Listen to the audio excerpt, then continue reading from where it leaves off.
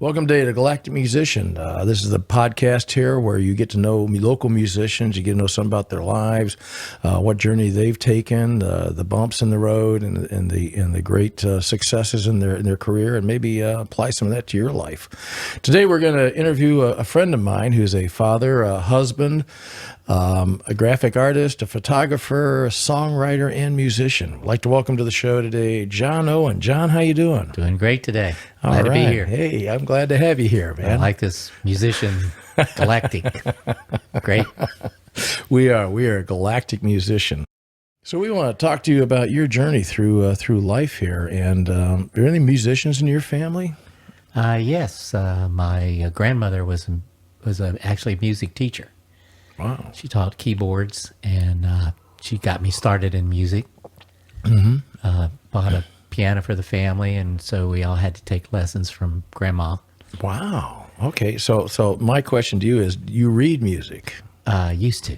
Oh, okay. It's a skill that kind of dissipates over a period of time. Yeah. But I mostly do everything by ear, like most musicians do. Ones that are playing your popular music mostly. Of course, if you go to a university, you're going to find people that they only play what they see and write. My wife does that too, where she can't play anything unless she sees the paper and the sheets, and she can play that. I got a good friend of mine who's a fantastic violinist. You know what I mean? Classic, you know, there's nobody better probably. Well, there probably are, but, you know, but he's fantastic. And I asked him, hey, do you ever go jam at these bluegrass things and things like that? He says, no, I can't do that. You know, I can't do that. I'm They like, can't do improv. Can't do it? Yeah. Yeah, they have to have the sheets in front of them, but, you know, they still get the emotional feel into it, you know. Oh, I would think so.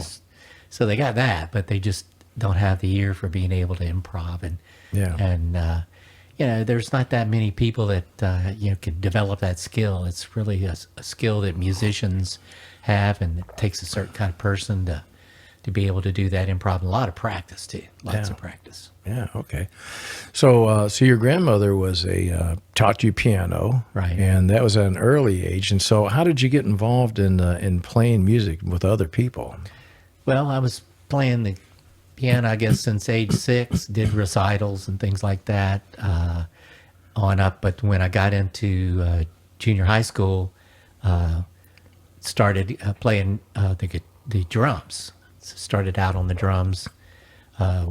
Then shifted over to the bass, and then I was teaching the bass player their part, the guitar player their part. So then I picked up the guitar and just kind of stuck with that as the main instrument.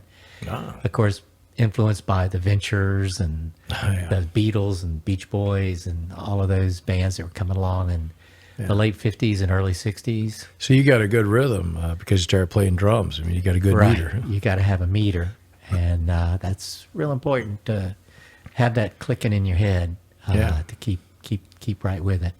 Now let's talk a little bit about your history of music. Now you've played with a bunch of bands. Well, first I got to ask you: are you a native Tallahassean? Yes, born and raised here. Though I did live in Baltimore when I was real young, up till about maybe 6. Before I came down to Tallahassee, back where I was born here. I live 2 blocks from where I was born, so unbelievable. I'm not much of a roamer, though I've been to a lot of places, lots of places. Okay, and so we got a whole list of bands that you played here. Now we don't have any shots of your first band, which was called the Holidays, right? And that's played in the Holidays. That's we don't have any shots of that. What was that? How did you get into the Holidays? I mean, how did that come together? Well, it was sort of a street band. A street band? Right. Everybody on your street? Everybody on the street played a musical instrument. We formed a band and played, but mainly it was just my brother was in it and another neighbor, and we did little concerts for the neighborhood. But then kind of advanced to the Frantics. Oh, okay. Let's see. We got something here on the Frantics. So let's see what we got here. Here we are. It's an early shot. I'm on the far left there. Yeah, you look pretty excited. Yeah, well, I think I got that Stratocaster pretty much there. I bought my Stratocaster at a store called Gibson's, which is kind of odd, but that's Fender at Gibson's. Yeah, bought a Fender at Gibson's.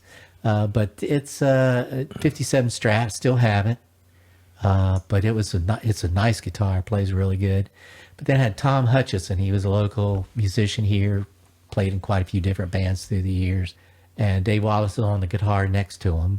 And then C.L. Lohman, who I lost contact with both them guys.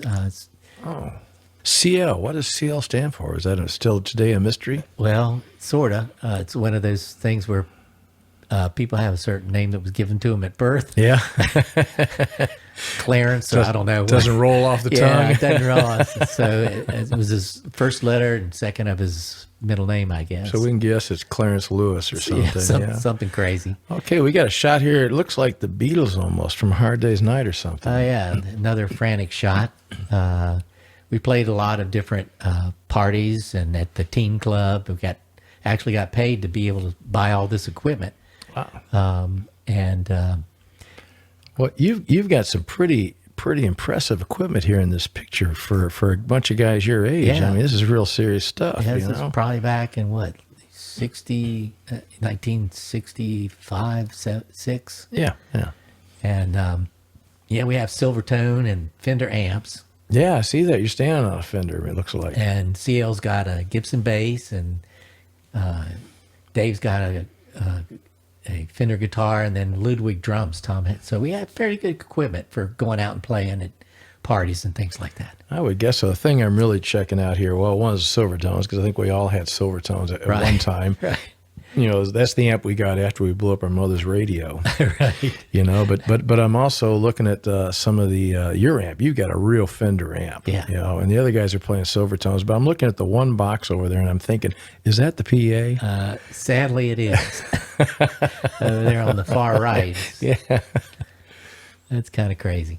Wow, and the Ludwig, is Ludwig even in business anymore? I'm not sure. DW is, ranked to the top because it Right. used to be, Ludwig, Rogers was at the top, and then Ludwig was just below that, and now DW, Yeah. out of nowhere, Yeah.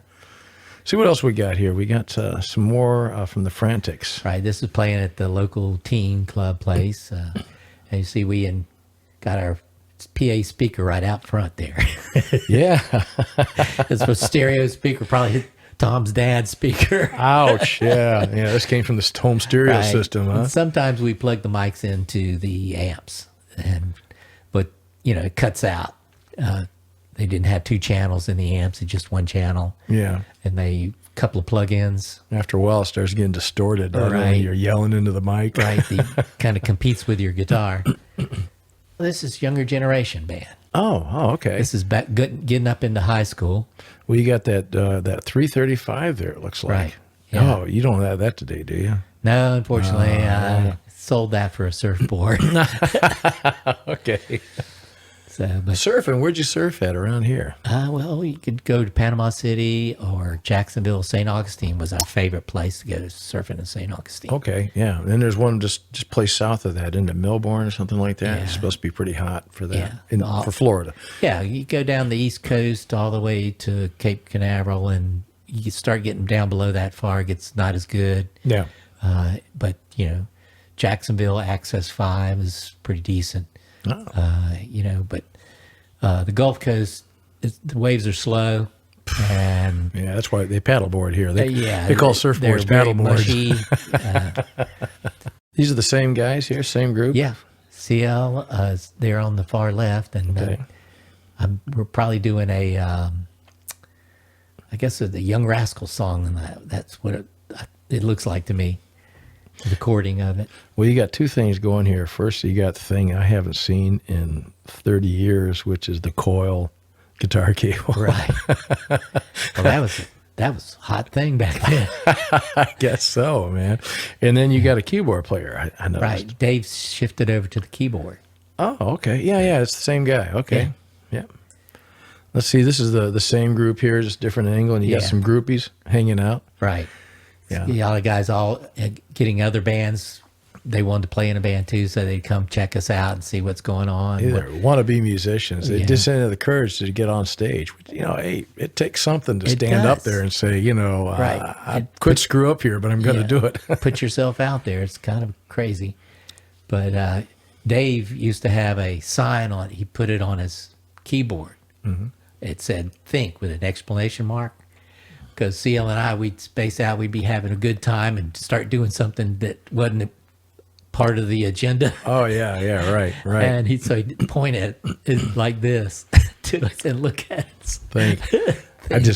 I did that the other night in practice. I was having such a good time. The solos, the leads were going, everything, and I was kind of jumping in and throwing a couple notes in. All of a sudden, somebody they're like going, "Hey, it's time to come back in and start singing again." Right.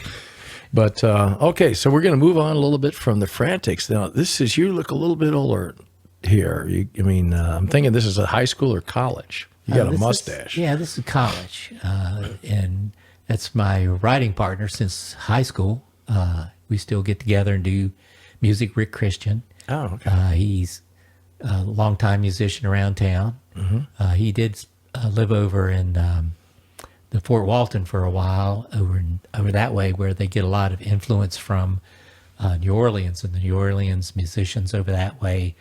Their influence reaches all the way over this way, but more so there in Fort Walton, because some of the musicians would come over there and they play in different bands.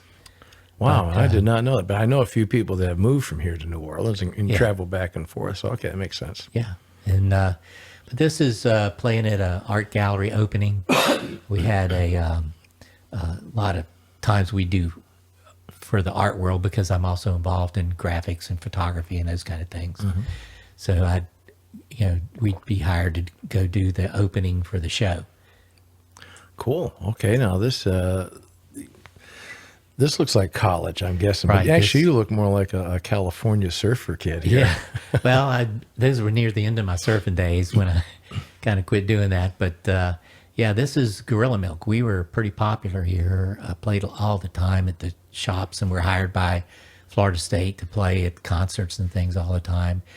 And we had, this is the core band here, which was myself and then Tom Hutchison playing bass. He switched from the drums to the bass, and then Rick was also a drummer, so all three of us started out being drummers. Yeah, that's age-old story. Right. Who's going to play bass, And I joke with Rick, because he's really a proficient keyboard player now, but he wanted to play keyboard, so I got him started with it. Oh. So I kid him about how I taught him how to play. Oh, wow, okay. Yeah, I'm responsible for you. Yeah, I'm being responsible for this guy being so good. Absolutely. Now, who are these guys? The same guys again? Same guys, yeah. It's playing at a coffee shop. Well, the one guy's grown long hair and a mustache now in the middle. That's Tom. Okay. Yeah, this is all back in the early 70s. So we have 70s style there. This looks like a writing session or Right. something going on. Right. The Gorilla Milk did only original songs, and we were known for that. And so we have lots of recordings. This was maybe even a recording session we were doing. And we were able to do when you get into talking about recording, back then we were using like a TIAC or a Sony quad unit. Yeah. And yeah. it would be stereo with both tracks where you'd record on one side or the other. And so you'd bounce it back and forth between the two tracks. Right. And you could build up a sound, like playing two instruments recorded now, and then you listen to Bounce that, it down to play one on track. top of that, Yeah. and then you bounce that back up. But you always lost it because you could never go back and change something once you've erased one of those tracks. So as you build it up, you erase things. Oh, yeah. So that was Never thought about that. so you had to think ahead of yourself as to how you were going to do this recording. And Tom was very good at that. He's good at recording it. We even did some backward stuff with like the Beatles. George Harrison did his backward lead. Oh, yeah. I think it was a Revolver or something, or maybe Rubber Soul. But he inspired me to do that. So I'd play a lead part, and then we'd flip the tape around, play it backwards. And then we have like a drummer come in and lay tracks on top of that. So it's kind of interesting recording. I mean, kids today, they just couldn't even fathom this, this Yeah. concept. What's a tape? Oh, yeah. And it's so much nicer with computers. If we would have had that back then, we'd have some really great recordings. Well, but yeah, you're right. I mean, it makes everything, it reduces the time frame it takes to do a lot of things. And as Joe Walsh says, problem with the Eagles is that everything's perfect. because they just keep tweaking it on Right. Pro Tools, until there's no mistakes. And he's like, there's something magical about live music, Right. and like, well, that note wasn't supposed to be there. Well, it sounded all right. Yeah, worked good. So hey, So who is this? This is the this is Well, the gang. yeah, this is we had a lot of did concerts where we started having other people play with, but these were like all different musicians that had their own bands and they were all doing their thing, and so they got we did a large concerts at the Union Building at FSU, and we'd have all of these players up on stage at the same time. We had two drummers I think we got a shot of that right here, don't we? This is you over here Right. on the left. Okay. on the far left there, Bill Graham on the piano. We had Richard Beavis and Donnie Fields as our drummers, and they'd come in there to get things started, and they'd do like a drum solo because they were both very talented drummers. They'd come in and get the crowd all excited, and then we'd jump up on the stage and have a good time.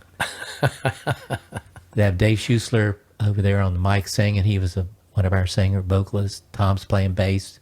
You see Rick's on the conga drums there this time. Oh, okay. And so it was a great thing to do, large concert. Who's playing? Looks like another guitar player behind Yeah, the that's singer. Ronnie Geis. He did a lot of lead guitar player too.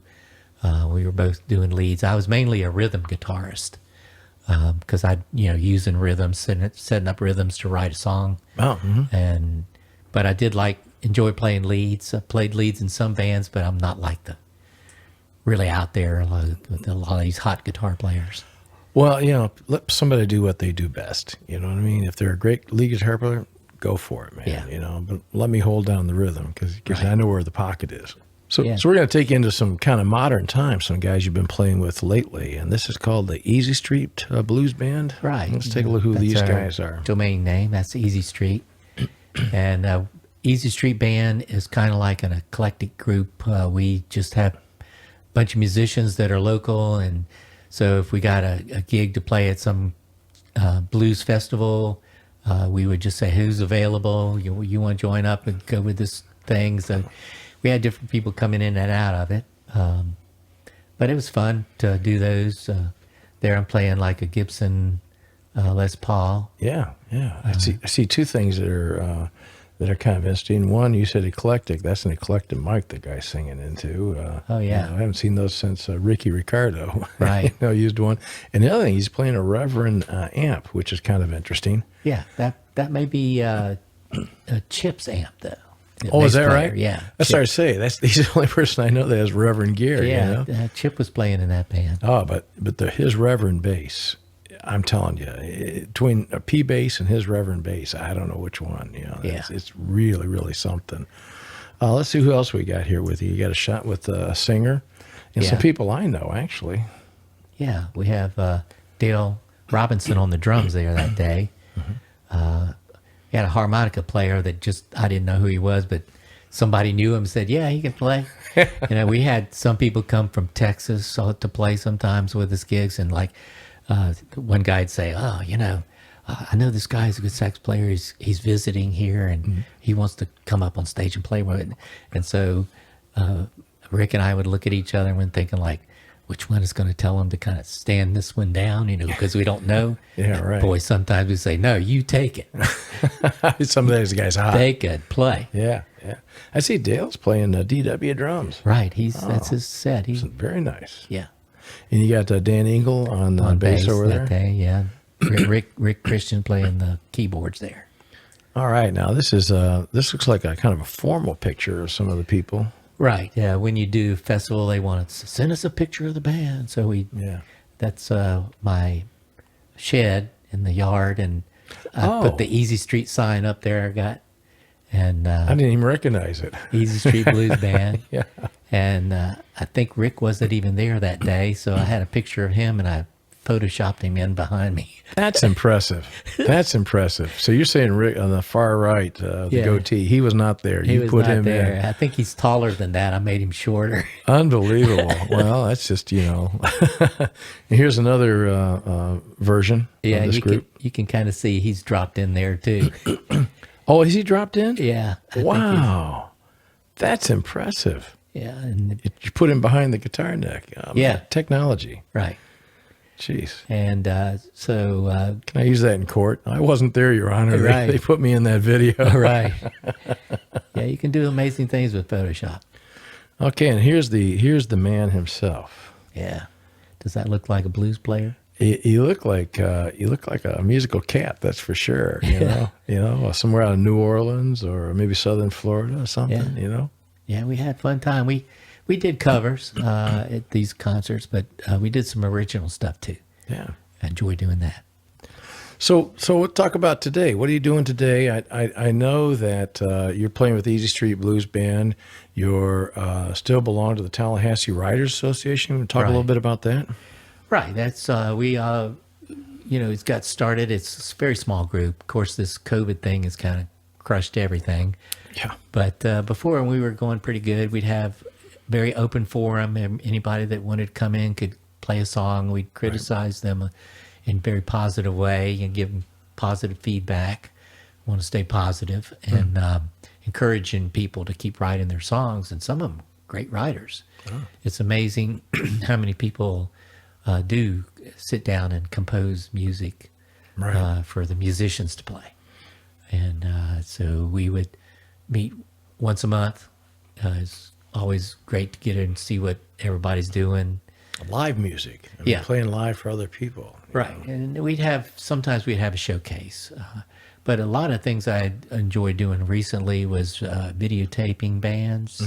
And, that's where I started to get this idea about, promoting local music and being able to get it. And so I started thinking about, creating this musician thing. I like astronomy. And I was in a local astronomy club and everything like that. But so that's why I came up with the idea of galactic, and that. So anybody that makes sounds, that's really what galactic musician is all about. Yeah. Creating sounds. Just think, every guitar that's ever been strummed is still floating around out there somewhere in Right. space. The vibrations are way on the other side of the galaxy, maybe. Yeah, that's a long ways away. All right. Well, I think that's about it for today. Good. I want to thank you for coming by, John. Sure. Anybody wants to get a hold of John, just send an email to Galactic Musician. There's a link down in the bottom of the set, and we'll forward it on to John, and you guys can hook up and ask your questions directly to him.